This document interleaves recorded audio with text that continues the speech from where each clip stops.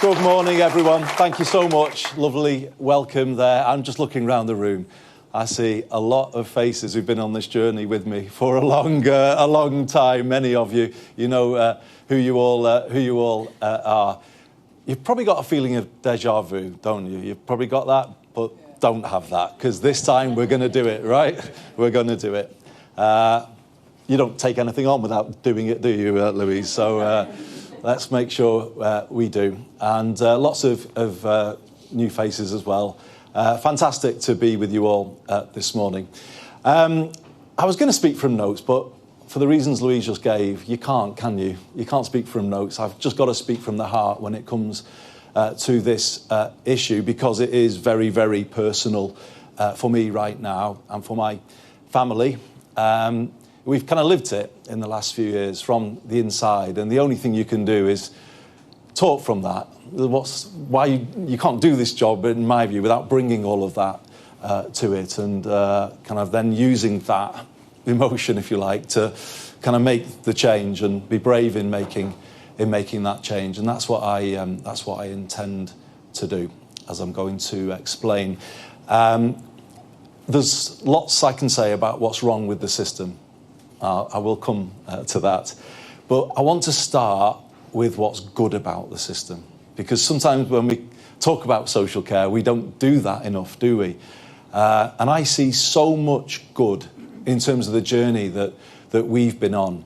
And I mean, I'm talking about the people who've cared for my dad. Hundreds of them we've seen and we've watched.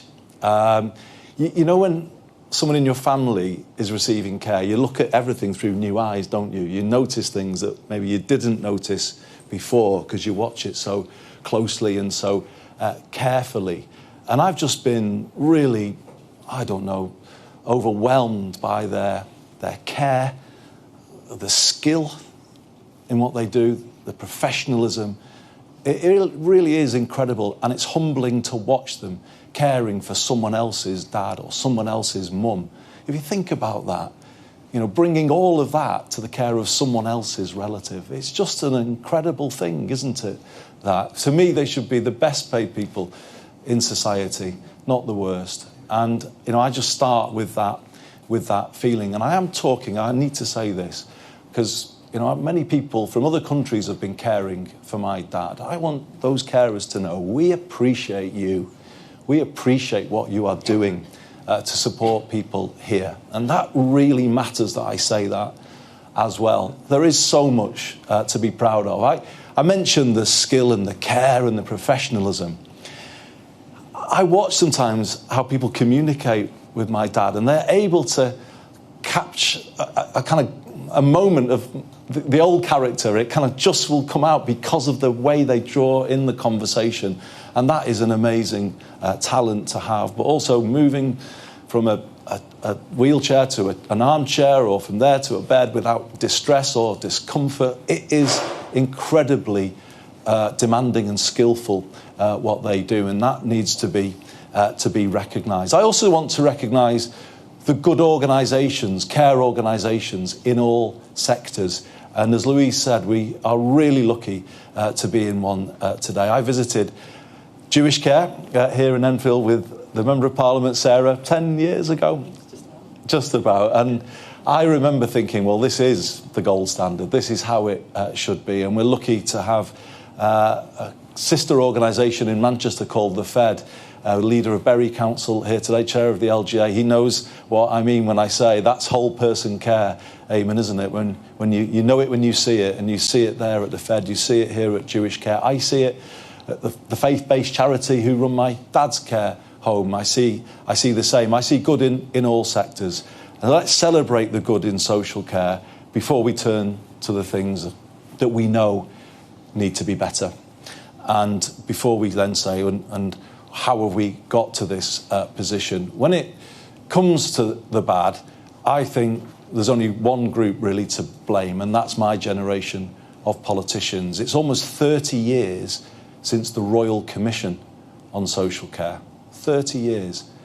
And in that time, what did Yvette say? 22 reviews. I mean, it's a major dereliction of public duty. that Parliament has not faced up to this, of all challenges, something so fundamental to life as this. It's shameful, to be honest, that politicians have put point scoring before fixing this issue. But that's what's happened. It's created a feeling in Westminster that this is too difficult.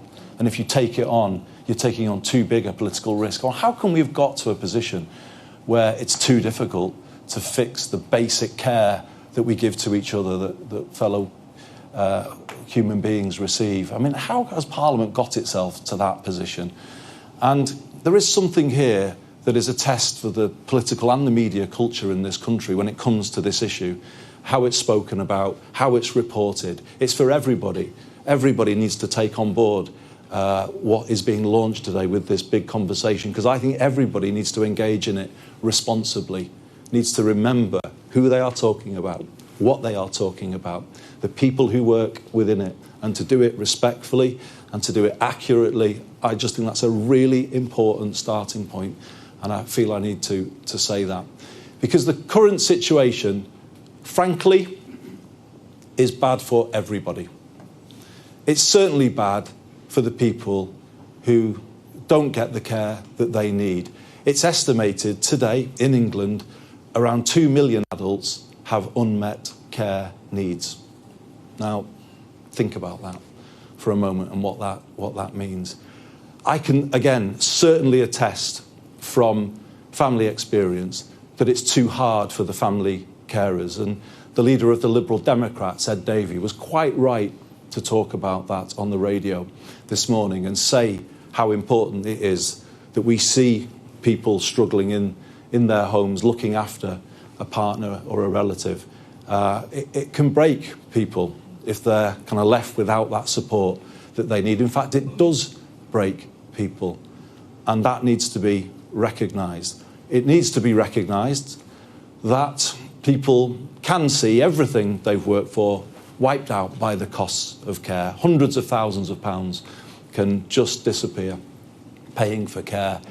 Adults with disabilities will say that they face very unfair care charges just to live their life. That needs to be recognised.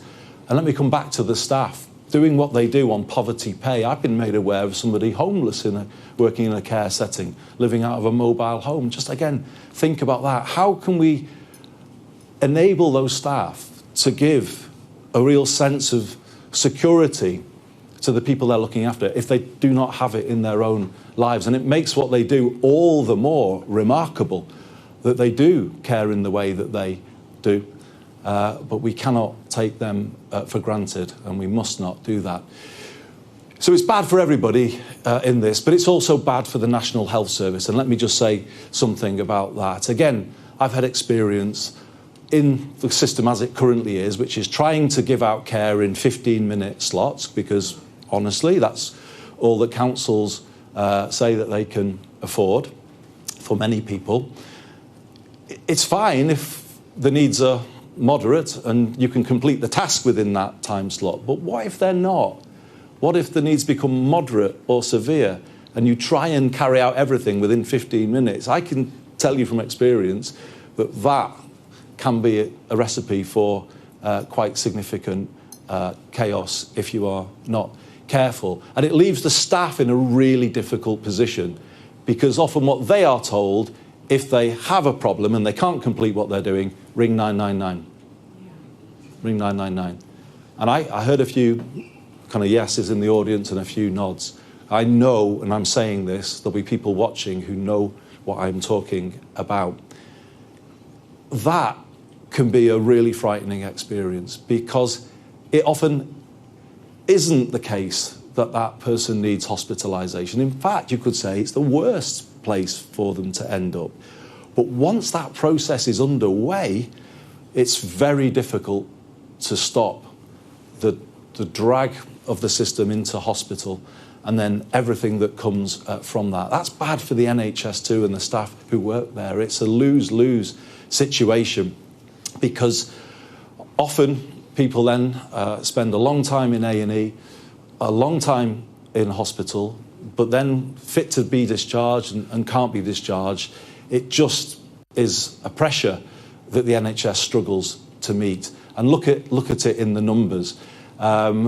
Today, or on the latest figures, about 6 million people, just there or thereabouts, over 65, are going to A&E every year. Now, some of those will be from social care settings. If you go back to 2010, it was about half, roughly 3 million. So you can see that change in that period. Last month, 13,600 people were deemed medically fit to be discharged, but couldn't be. That was in an average across the month in England. 3,000 people every single day receiving corridor care. Corridor care. The trade unions now are monitoring corridor care. Do you remember there was a time when that was what you called the winter pressures? Well, these are year-round now, and staff in the NHS are trying to deal with those pressures every single day.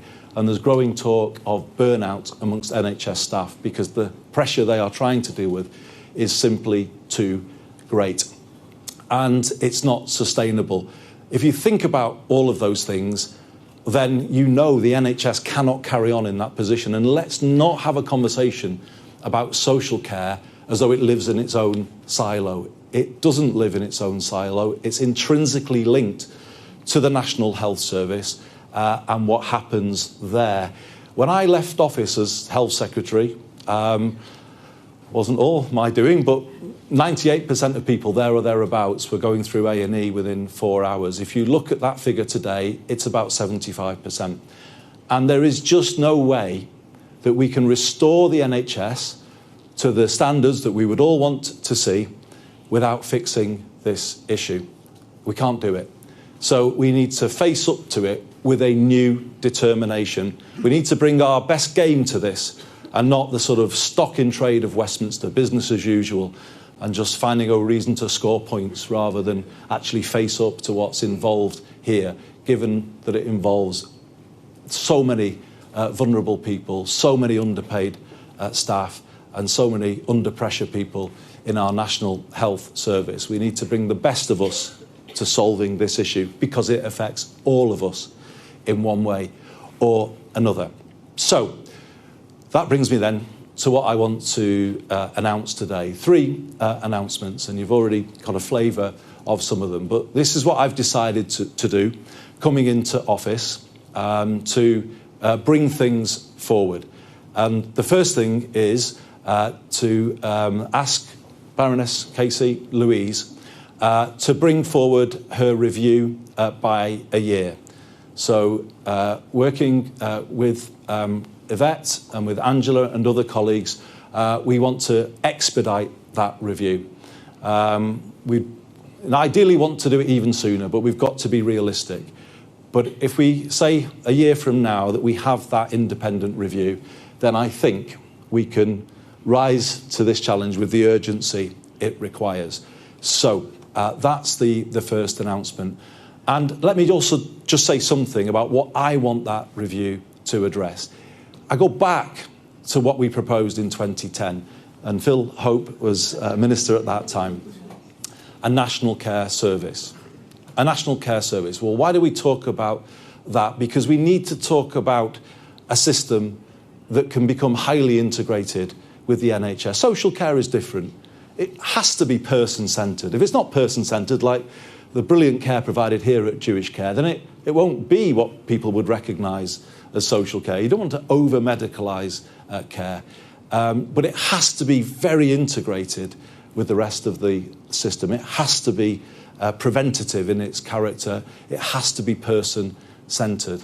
And that's what we're asking Louise to give us her report on. How do we deliver a national care service in England that sits alongside the National Health Service, works in a similar way, that is highly integrated and can optimise the journey of a patient. If a patient's leaving home to hospital, back as quickly as possible, and there's no delay. We also then ask for a principle of home care wherever possible, so that we have an approach that supports people where they should be and often where they want to be, rather than ending up in a hospital bed. So how do we deliver a national care service? And there are different ways of doing it. You could do the fully fledged version, or you could do a lesser version, and you could do something in between. And then you have the question of how you pay for all of those options. But that's the stuff of the review, and the big conversation will feed that review. And again, I would ask everybody to engage with it in that way. The second announcement is to immediately, and not wait for the review, focus on the social care workforce.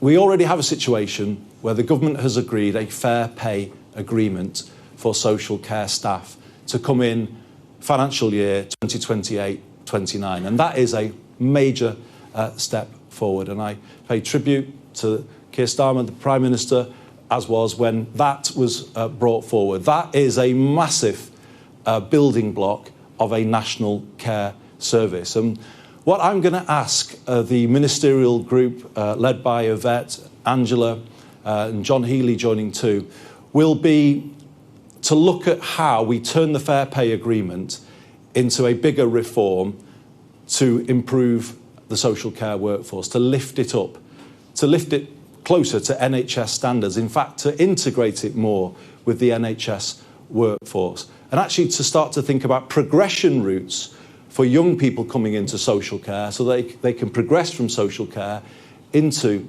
NHS positions as well, and think about it as one workforce. We will not get the care service we all want until we improve the strength and the capability of care at the very front of the service. And that means lifting up the social care workforce as best we possibly can.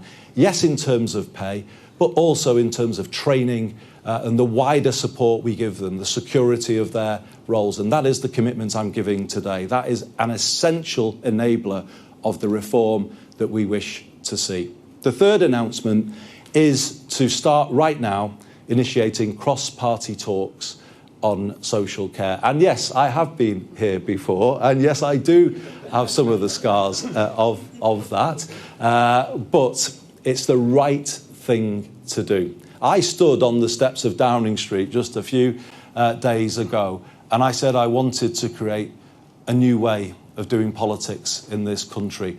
More problem solving, less point scoring. And this is the first big test of that. And I mean what I say. We won't fix this through politics as usual. We have to bring a different approach.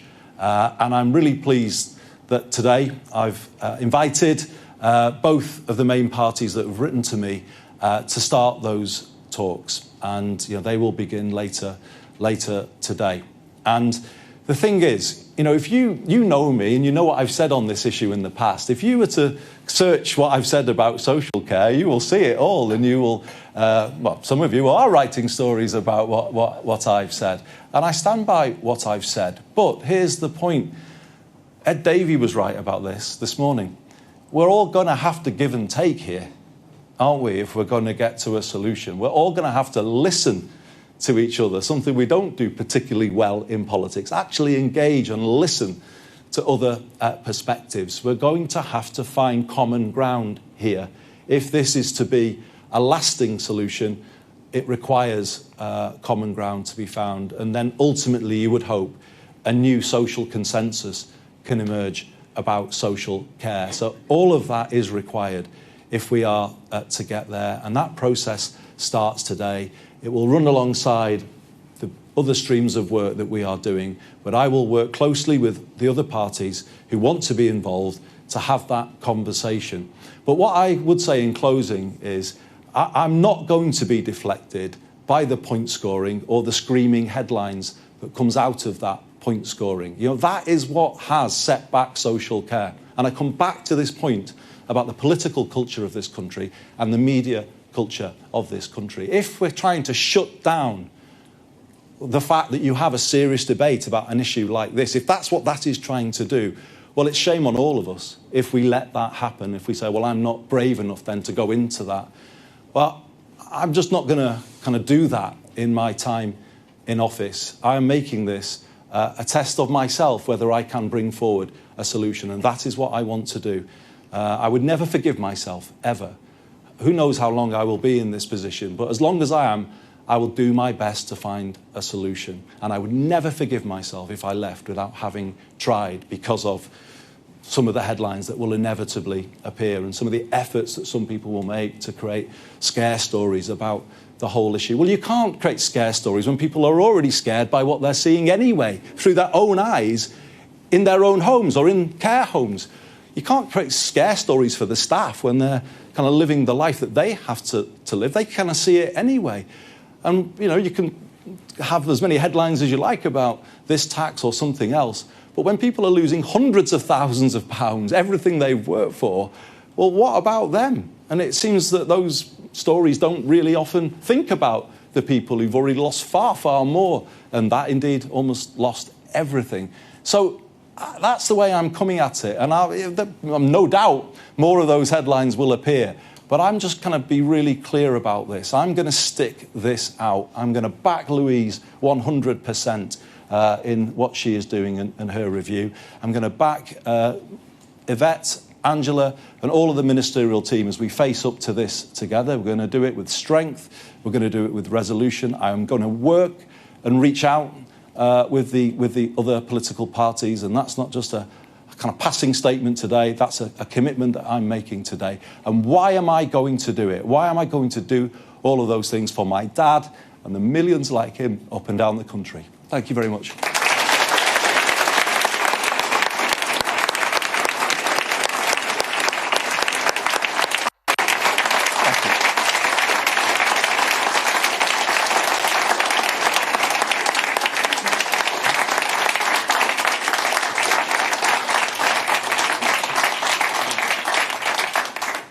So, I'm standing here on my own, going to take questions. I was hoping that the cavalry might... No, I'm only joking. Alison Holt I've got first from the BBC. Alison.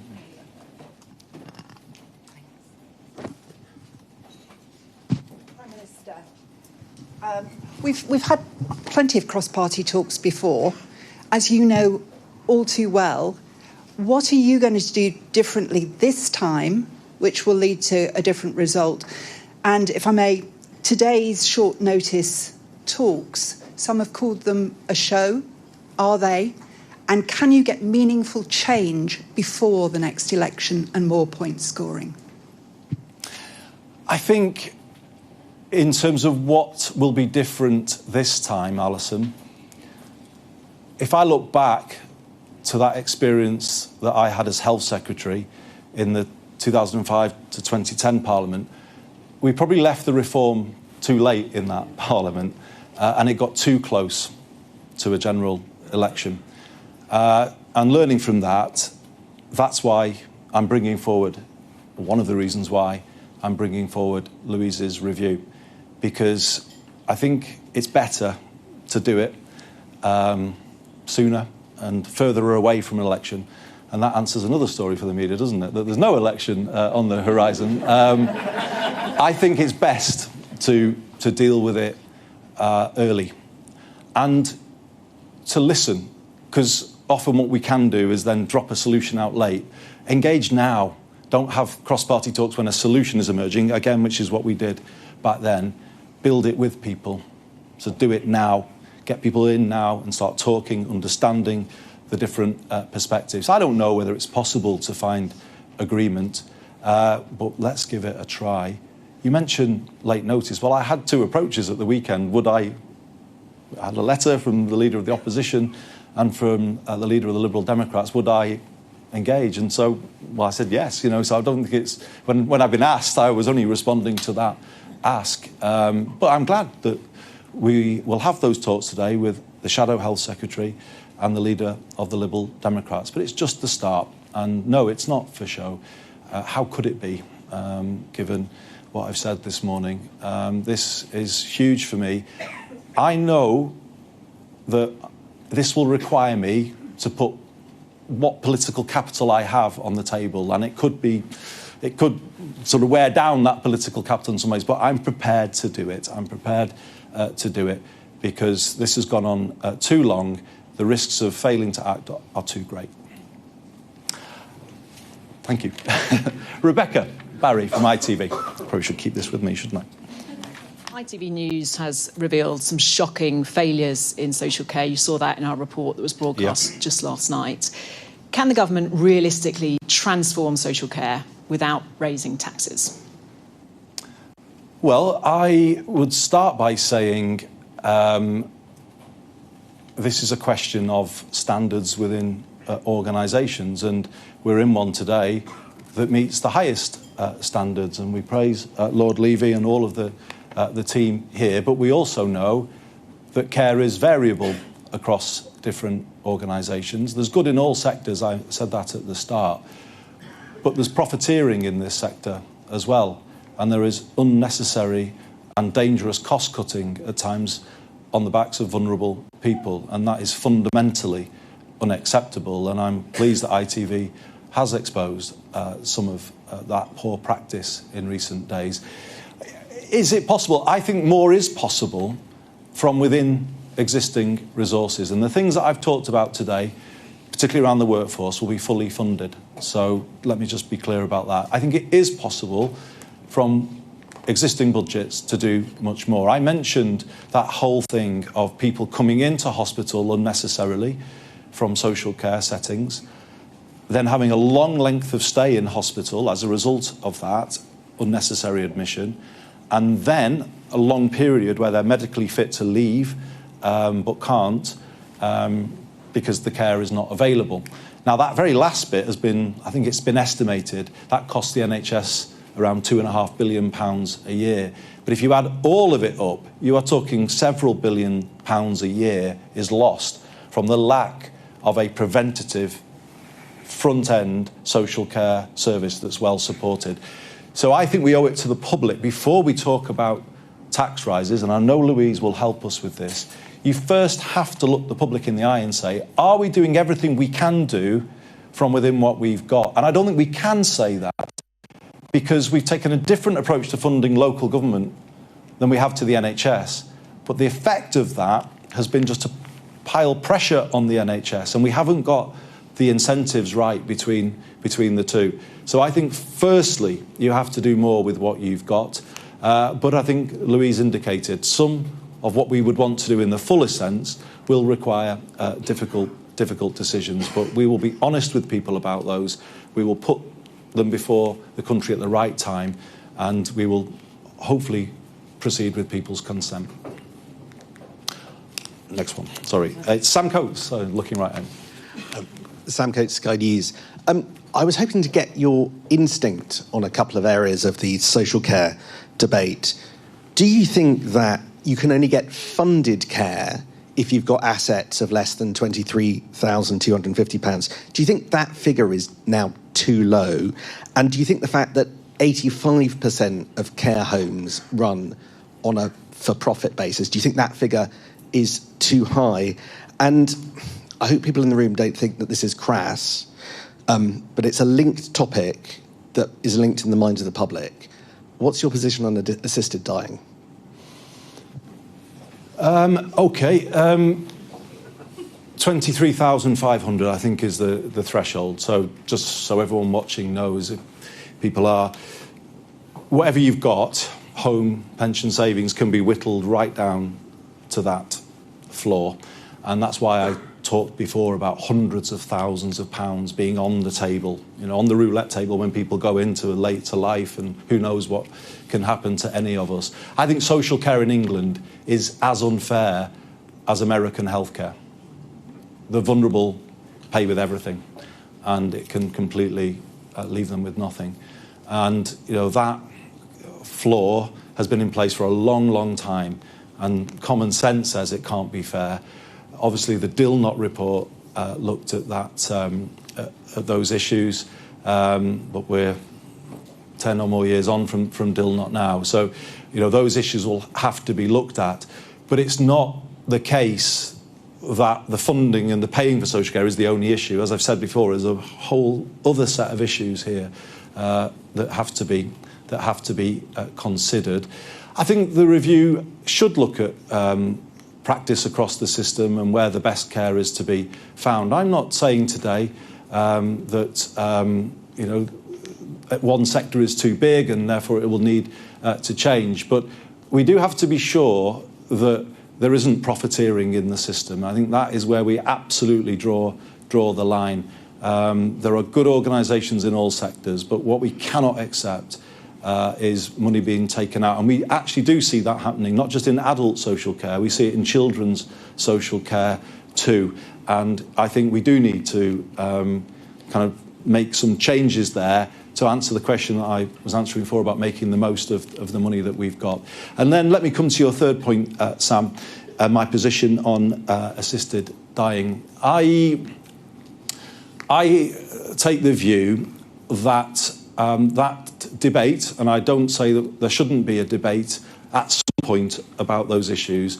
Personally, I think there's something that needs to happen first, and that's the fixing of the funding of palliative care and social care. I think it is very challenging to introduce that wider debate in a context of people not receiving that care and having the peace of mind about that care. And that's the way I kind of see this, and that's the position that I will stick to. Daniel, next from The Telegraph. Hello, Prime Minister.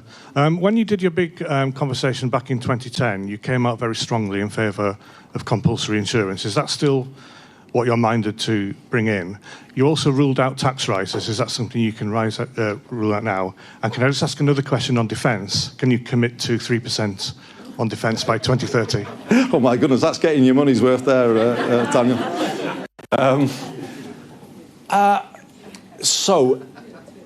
I'd said before that I have views that are on the record, but life has moved on from when I was first looking at social care in 2010. We are in a difficult world from a financial point of view.